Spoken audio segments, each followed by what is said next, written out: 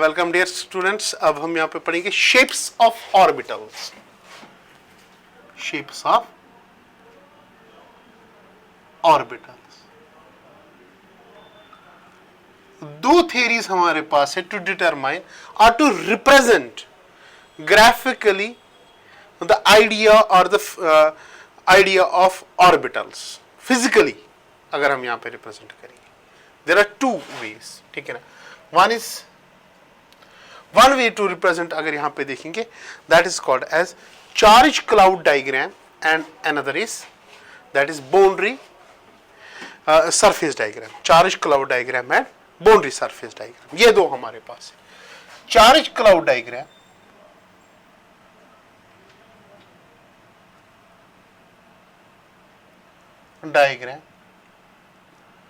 और दूसरा है body surface diagram. Okay, charge cloud diagram या बाउंड्री सरफेस डायग्राम में क्या हम लेते हैं कि electron density, that is probability of finding of electron, और probability of finding of electron या इलेक्ट्रॉन डेंसिटी वहां से निकालते हैं, ठीक है ना। इन बोथ द केसेस हम क्या यहां पे करते, probability of finding of electron, ठीक है, रिप्रेजेंट करना चाहते हैं। Probability of finding of electron, that is size square. Okay, size square, ये रिप्रेजेंट करना चाहिए। जो चार्ज क्लाउड डायग्राम है,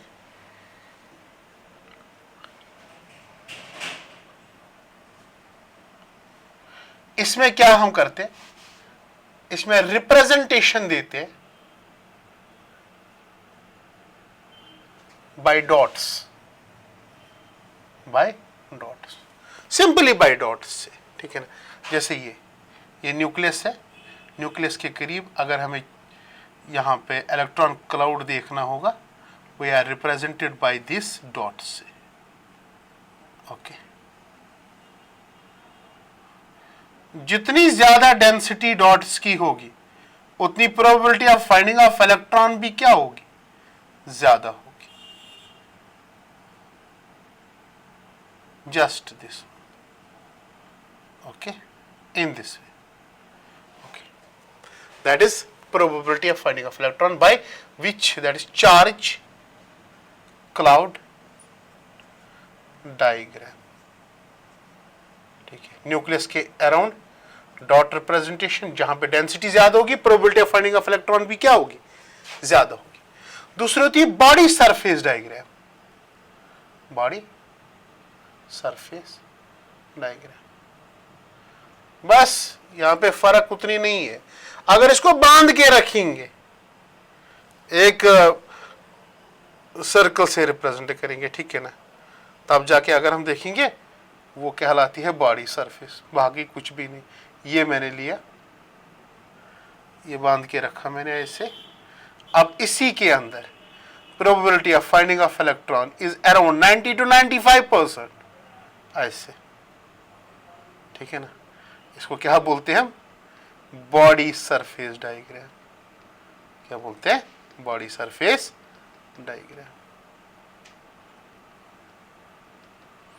बॉडी सरफेस डायग्राम। ये दो तरीके, one is called as charge cloud diagram and another is body surface diagram. Okay, now I will come to the point, that is shape of s orbitals, ठीक है। s orbital shape यहां पे देखो। पहले कुछ चीजें बताऊंगा s के बारे में। s is non directional,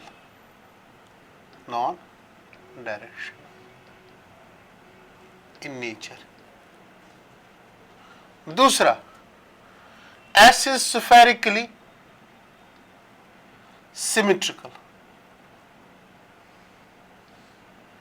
means जिस डायरेक्शन में आप जाओ, जिस प्लेन में आप जाओ, जिन दो एक्सिस के बीच में आप जाओ, electron density you will find same. इसीलिए हम इसको बोलते हैं स्फेरिकल सिमेट्रिकल। नॉन डायरेक्शनल, किसी भी डायरेक्शन में जाओ, ठीक है ना, कोई फर्क नहीं पड़ने वाला है। ये किसके साथ है? एस के साथ, ठीक है ना। That is finding of electron density is same in all the directions, hence finding of electron density is same in all the directions, all the directions। जिस भी डायरेक्शन में आप जाओ, आप क्या पाओगे? हर डायरेक्शन में सेम इलेक्ट्रॉन डेंसिटी, ठीक है ना। You know one thing, why this is case? For S L is 0, M is also 0. That is why we say it is spherically symmetrical. क्या होता है? Spherically symmetrical. यही कारण है, ये क्या है? Spherically symmetrical, ठीक है ना।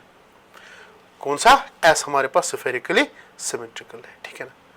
Now next, अगर यहाँ पे देखेंगे कि 1s हमारे पास है, 2s है, 3s है, ठीक है ना।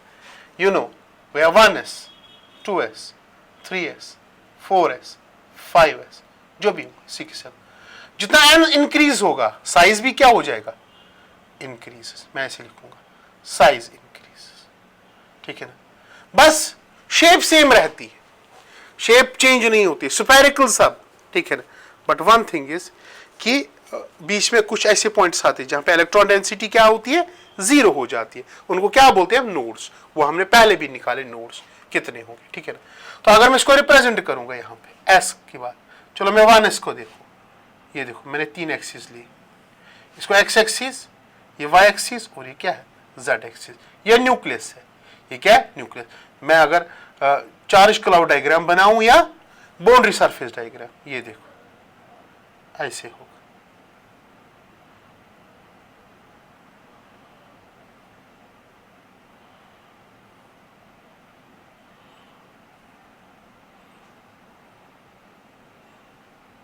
ये फॉर 1s के केस में, ठीक है। चार्ज क्लाउड में बना रहा हूं, अगर बाउंड्री बनाऊं सिर्फ मुझे ये करना, okay. That is for 1s। अगर 2s की बात करूं,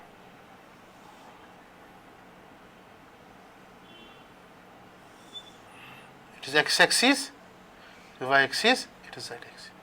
एक्स एक्सिस जब अभी हमने रेडियल प्रोबेबिलिटी कर्व में देखा, जब 2s की बात करेंगे, ये पहले न्यूक्लियस के करीब थोड़ा टाइम, फिर इसके बाद ओके, ये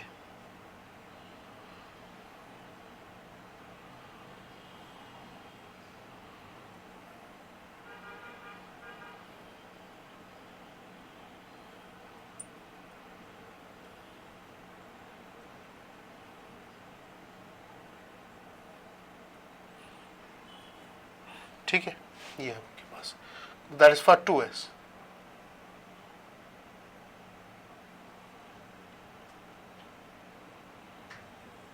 फॉर 2s के केस में बीच में ये स्पेस आ जाती है, इसको क्या बोलते हैं? नोड, और नोडल पॉइंट हम इसको बोलते हैं, ठीक है ना। That is the shape of 1s। या अगर हम सिंपली यहां पे देखेंगे 1s का केस, न्यूक्लियस, तो ये है 1s, ये न्यूक्लियस, ये सारे इलेक्ट्रॉन डेंसिटी, ठीक, ये इलेक्ट्रॉन डेंसिटी सारी। फॉर 2s का केस देखेंगे, ये न्यूक्लियस यहां पे, ओके, बीच में ये पोर्शन,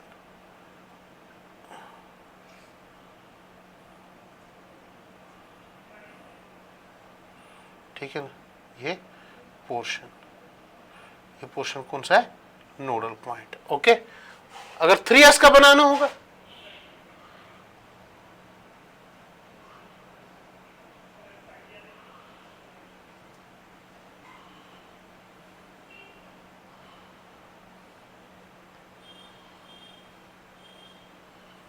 ये 3s का,